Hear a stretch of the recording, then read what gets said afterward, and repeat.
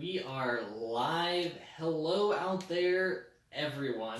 I am excited today because today is the inaugural Cody Circadian chat.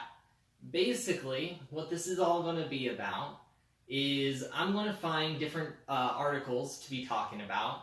Every day will be something different, and I'm just going to bring to you guys my perspective on it.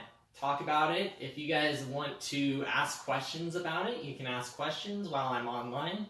If not, you can send me messages afterwards to talk about it further. Totally cool with that too. And so, earlier today, I sent out in my story, there is a link to a New York Post article called How to Deal with an Abusive Boss in the Workplace. It is by Virginia Backaitis. Virginia, I apologize for messing up your last name. I am a human being and I make mistakes. So I went through this article, and fantastic article. I thought it was extremely well written. And it talks about what does abuse look like in the workplace. And it touches on not the type of abuse that most of us have gotten really used to hearing about, which is really sad that we've actually gotten used to hearing about it, such as sexual abuse or literal violence. The article was actually really nice because it talked about rather just your regular types of abuse, which more often than not just go under the covers. And it's not that it should be that way. There's actually a lot of problems with this in the world. It's something that I've encountered often in the workplace, and it's something that we need to look at further. Because the thing is, a lot of times, these abuses start really small, and we allow them to continue going. And it causes bigger and bigger problems as we allow them to persist. And that's actually something that was fantastic that they talked about in the article. There are a lot of times where people bring up the issues that are coming to whoever they're supposed to. And once they do bring it up, the individuals that are involved say, oh, it's not that big of a deal. Or, oh, you're just not able to handle the pressure. And in some certain situations that may technically be true, but there's a huge problem going on in the world where we just allow abuses to happen. And it's not okay for that to happen. There were some fantastic statistics in here. 60% of employees have left jobs because of problems with their direct supervisor. 60% of people, which ties very closely into a statistic that I love to quote, which is that over 50% of people would trust a complete stranger more than their own boss. If you're spending 8 hours with somebody and you trust a complete stranger more than that person, there's a problem going on, and you need to address it. Now, most people, when they think about addressing it, say that, hey, the way to address this problem is to try, if you're able to, take it to that person directly, which most people are too afraid to do, or to take it to someone above them, whether it's HR or their supervisor, which can backfire in some situations. And so if you even get the courage to make that move, a lot of times people don't even make that move anyways because they're too afraid to. And so the question becomes, well, then what power do I have as an individual within the workplace environment? And this article had a fantastic take on it.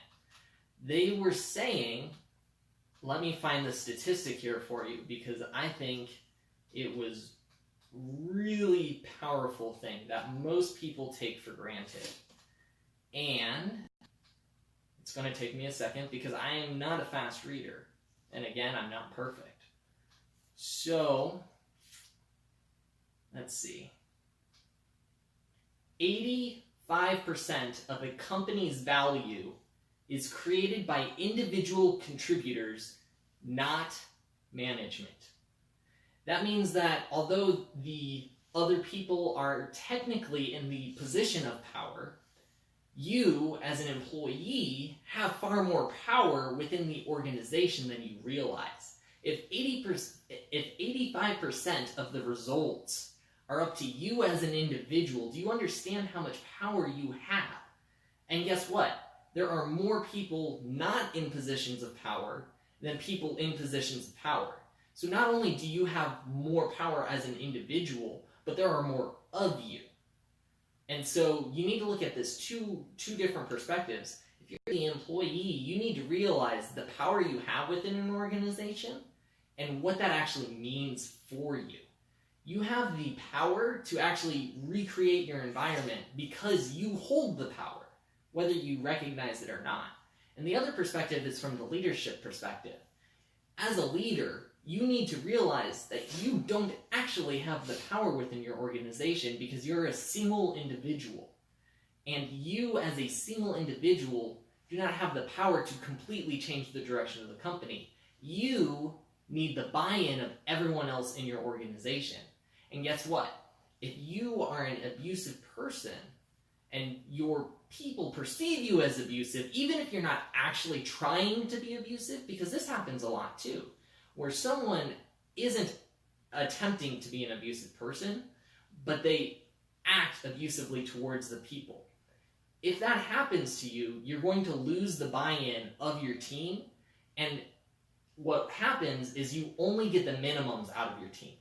They will only do the absolute bare minimum for them to keep a job while they go look for another job, while they put their best efforts into something else that doesn't have anything to do with your business or with your company that you're working for. And so as a leader, you need to recognize that they have the power, and you need to recognize, how do I get their buy-in so that together we can raise this organization or raise this business to another level? Because if you don't have their buy-in, you have no power. You only have up to 15% of the results within the organization as a leader. And that's not a lot.